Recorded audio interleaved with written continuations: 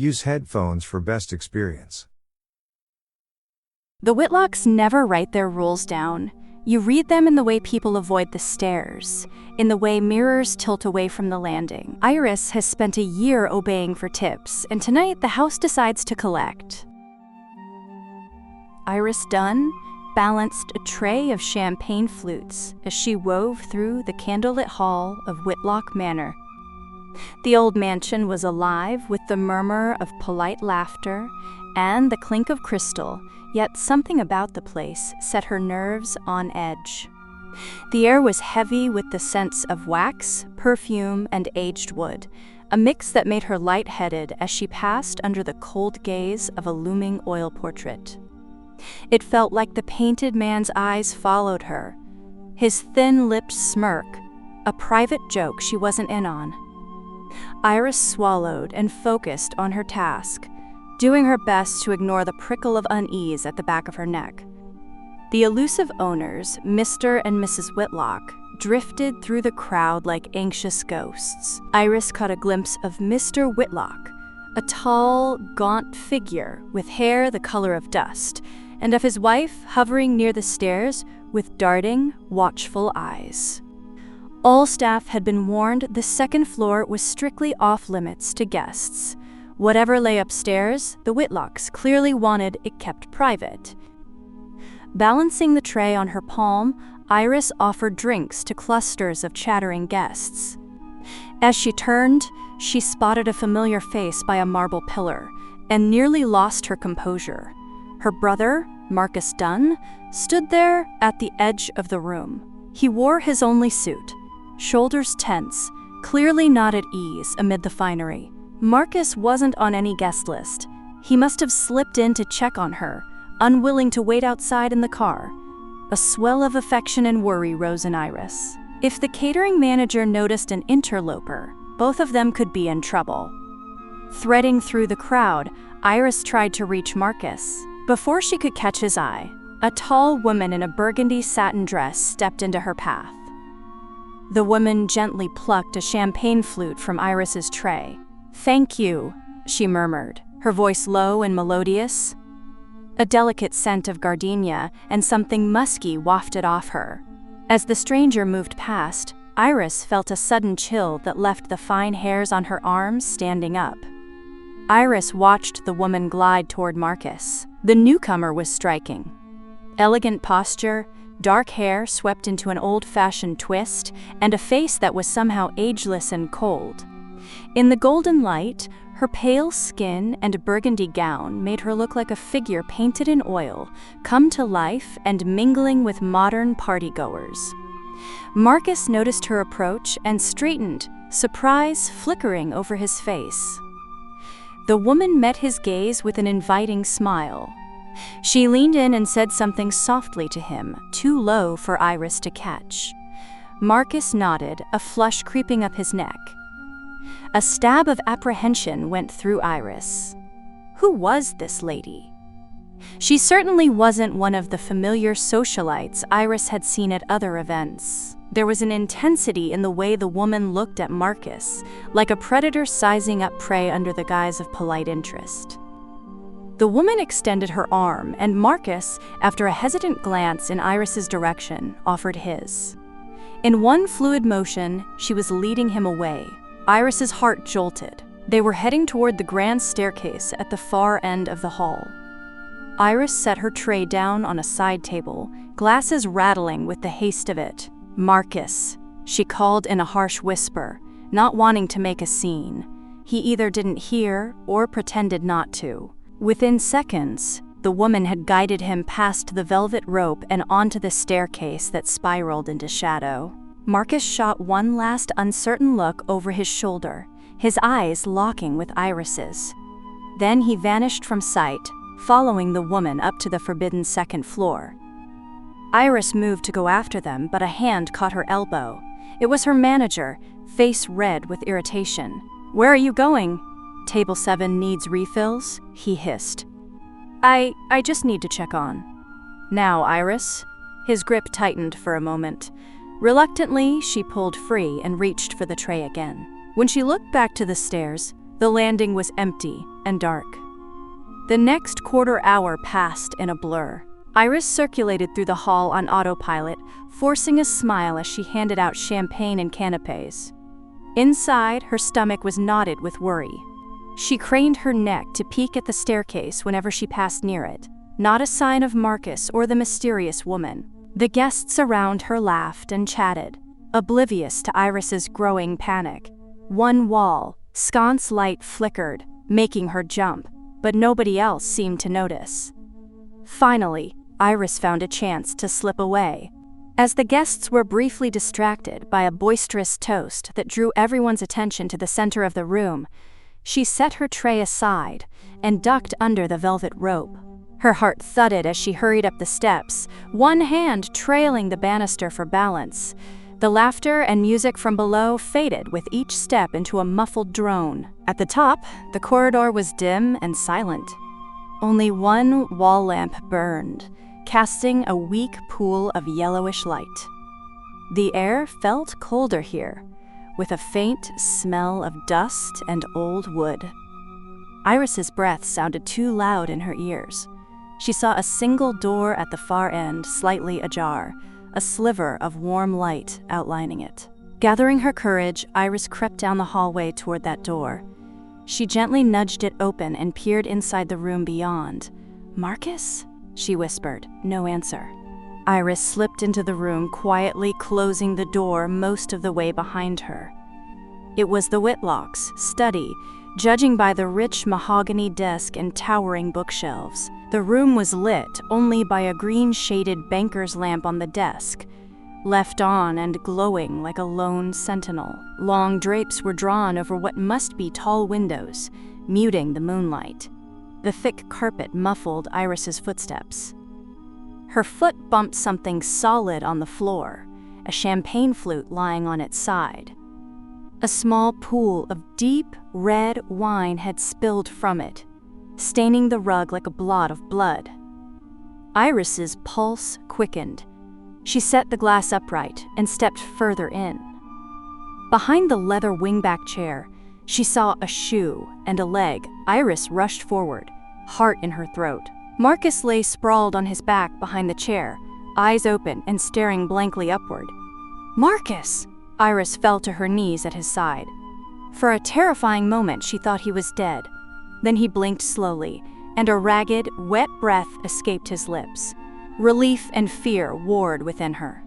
He was alive, but something was terribly wrong. Marcus's face was ashen, his lips moving without sound. Her gaze traveled down and saw his shirt front soaked with blood. Iris searched frantically for the wound. His abdomen? His chest? There was so much blood. Too much. Marcus made a faint gurgling noise, and Iris realized the blood was coming from his mouth. Oh God! Marcus, what? She tried to tilt his head to the side, in case he was choking. Her hands came away slick and red. Marcus met her eyes, and a tear spilled down his cheek. He was trying to speak, but only a choking sound emerged, along with a fresh welling of blood from his lips. It hit her then. She could see it, the horrifying absence inside his crimson-stained mouth. His tongue was gone. Iris's mind recoiled from the sight. She clamped a hand over her own mouth to stifle a scream rising in her throat. Nausea rolled through her, but she forced it back. Marcus needed help now. She tore a linen napkin from her apron and pressed it under his jaw in a desperate attempt to stem the bleeding. Marcus shuddered in her arms. His limbs were oddly limp. He wasn't trying to push her away or to sit up. In fact, he wasn't moving at all except for the panicked fluttering of his eyes. "It's okay," she lied, voice trembling. "You're going to be okay. I'm here." As Iris babbled reassurance, a sound in the room made her freeze. A soft scrape, like a shoe shifting on wood, came from behind her. The study was supposed to be empty, yet Iris felt distinctly that they were not alone. She turned her head, eyes scanning the gloom beyond the lamp's reach. In the far corner by a tall bookcase, the shadows seemed unnaturally dense. Was someone there? Iris squinted, her breath catching. For a heartbeat, she thought she saw a figure standing in that darkness, a woman's silhouette, motionless and watching. A cloying whiff of gardenia perfume reached her, sickly sweet over the coppery smell of blood. It was the same scent the woman in burgundy had worn. Iris's blood ran cold. "Hello?" she croaked into the dark, barely audible. Her voice felt swallowed by the stillness. The figure, if it truly was there, did not move or speak. A faint creak issued from the floorboards, breaking Iris's paralysis. Terror overriding all caution, she screamed, "Help! Someone help us!" Within seconds, heavy footsteps pounded down the hall. The door swung wide, and light from the corridor spilled in. 2 fellow waiters rushed into the study. Behind them came Mrs. Whitlock, her elegant composure shattered by shock as she took in the scene. "Oh, my lord," gasped one waiter at the sight of Marcus's bloodied form and Iris kneeling beside him. He immediately knelt to check Marcus's pulse, while the other fumbled for his walkie-talkie, calling urgently for an ambulance. Mrs. Whitlock stood just inside the doorway, eyes wide. "What happened?" she demanded, voice high and thin. Iris could barely form words. "There was a woman," she managed to whisper. She felt dazed, hardly believing it herself even as she spoke. "He went upstairs with a woman. I think she hurt him." Her voice faltered. The 2 waiters exchanged baffled glances. "What woman? Nobody came up here but him," one said. "I saw Marcus slip upstairs, but he was alone." Iris shook her head vehemently. "No, she was here. Dark hair, burgundy dress. I saw her take him upstairs." She looked to Mrs. Whitlock for confirmation or help, but the older woman's face was unreadable. Mrs. Whitlock pressed her lips together. "There's no guest fitting that description," she said quietly. "Are you certain of what you saw, miss?" Before Iris could answer, a trio of paramedics rushed in, a blur of uniforms and medical bags. Iris was gently pulled away as they surrounded Marcus, barking swift assessments at each other.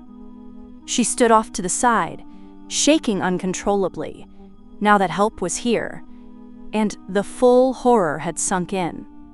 Her hands and dress were smeared with Marcus's blood. The medics worked with brisk efficiency, and within minutes they had Marcus secured to a stretcher. He was barely conscious, eyes half-lidded and glassy. As they carried him out, Iris followed numbly, driven by the need to stay close. In the hallway, she saw a couple of concerned guests and staff clustered at a distance, whispering and pale. "Make sure no one leaves," Mrs. Whitlock snapped to a security guard lurking in the hall. "And find that woman!" The guard nodded and hurried off, radio crackling.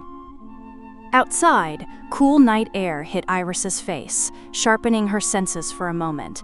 Red and blue lights strobed across Whitlock Manor's stone facade as police cars arrived. Marcus was loaded into the ambulance, and Iris climbed in after him without hesitation. The doors shut, cutting off her view of the great house.